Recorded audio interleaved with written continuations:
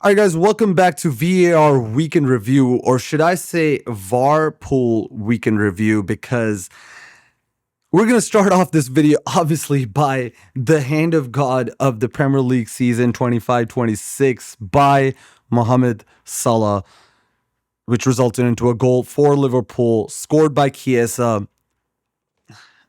I don't know what to say or how to sort of approach this, because PGMOL has to do better. They're doing a great job banning people's videos for criticizing them, and they're doing a great job controlling the narrative on the media with their appointed referees and their pundits that try to support the decisions that they make. But Mohamed Salah, with that big handball, like, just palms the whole ball. The ball falls to Chiesa. He puts it in, equalizes for Liverpool. PGMOL is happy. Premier League was happy. Obviously, Eddie and Kedia had different plans. But how VAR did not intervene there, how it did not have enough evidence, I don't even know what to say, because it's there. It's right there in front of us that Mo Salah just gives a big high five to the ball there, and then it falls to Chiesa. He scores. Should have remained 1-0 for Palace. Should have never stood this goal, but this is a standard of refereeing that we are working with. They have like 5 cameras. And first, I also want to say, we're blaming VAR that VAR didn't intervene or all that. How can the referee not see that? Like, the referee, there is only one ball that you follow, and the ball goes in, and this is the end of the game, 86th minute or whatever.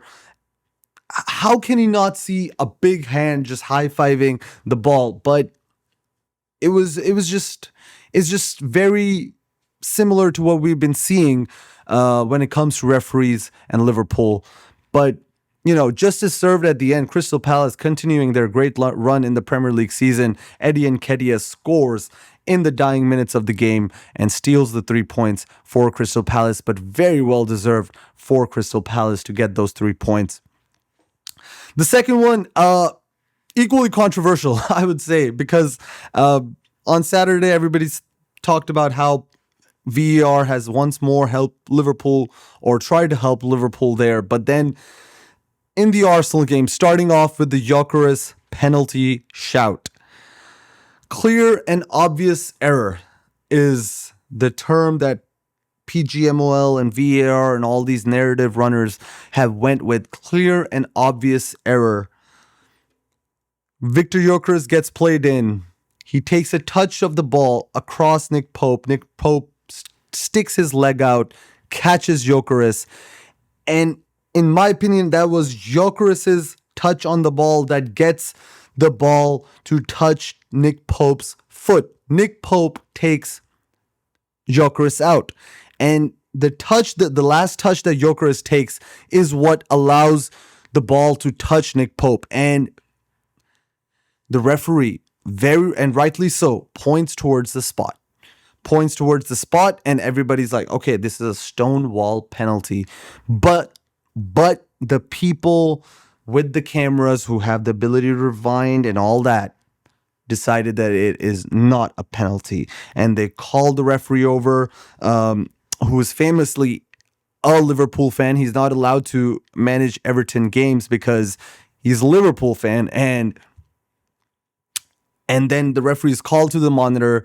He looks at the penalty for 2 to 3 minutes, and they're just trying to zoom in, and the pixels are just dying there, and you don't have a clear image, but they're trying to see a little touch just to prove that, somehow we can get away. We just have to chalk this penalty off.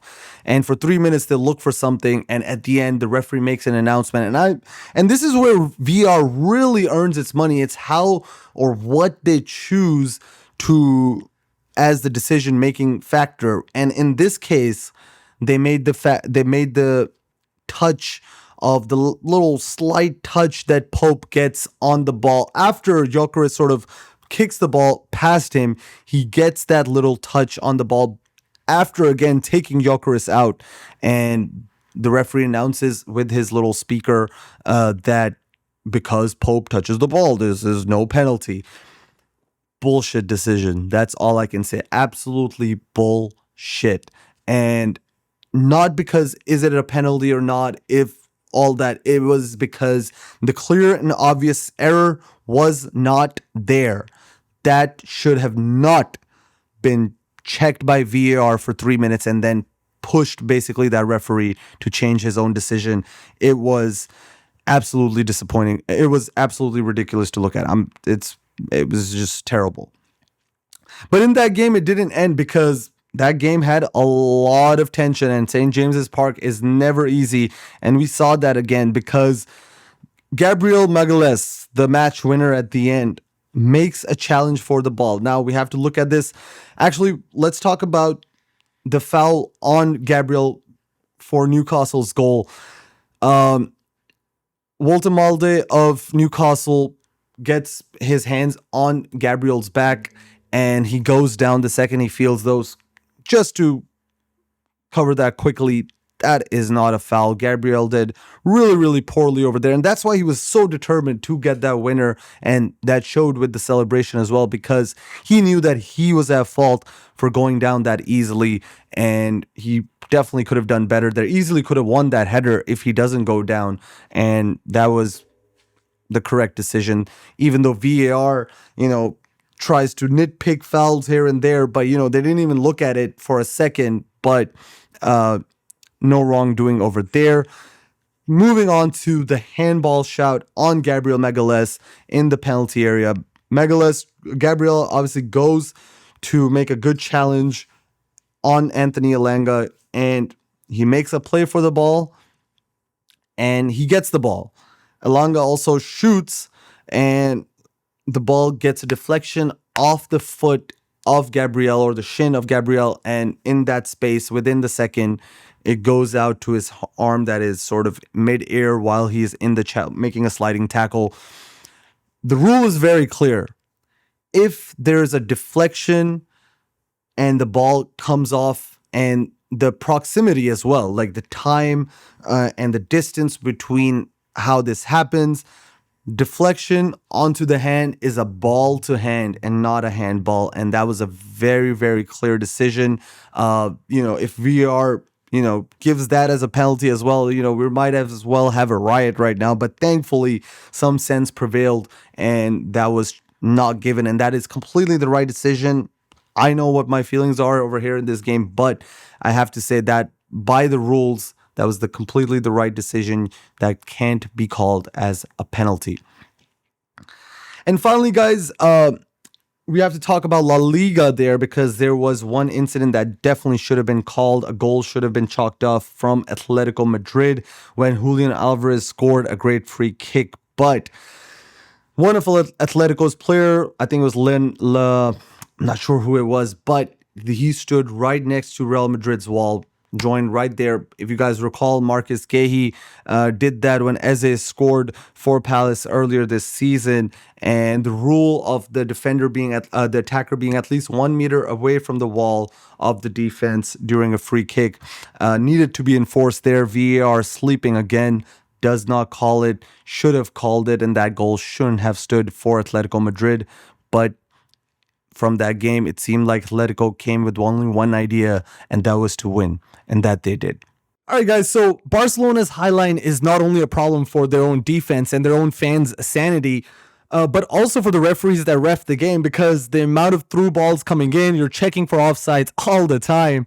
And for PSG's second goal, Goncalo Ramos. Now, online, the narrative is that the frame showed on TV was not the correct one. The ball hadn't left Hakimi's foot yet. But if you look into the correct frame where the ball has left his foot, Ramos is still onside, Barcelona fans. So the narrative that the wrong image was shown and that in reality Ramos is offside is incorrect, guys. Unfortunately, and I root for Barcelona here and there. So Ramos was definitely onside there. Much to think about for Hansi Flick and his high line, especially in the Champions League. You heard Thierry Henry's comments on that as well.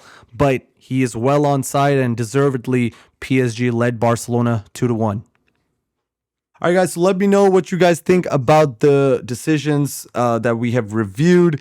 Let me know if you agree, if you disagree. Put it in the comments, guys. Don't forget to subscribe to the channel, htown.ref, on Instagram and TikTok. Don't forget to follow them as well. I'll see you guys in the next VAR Weekend review.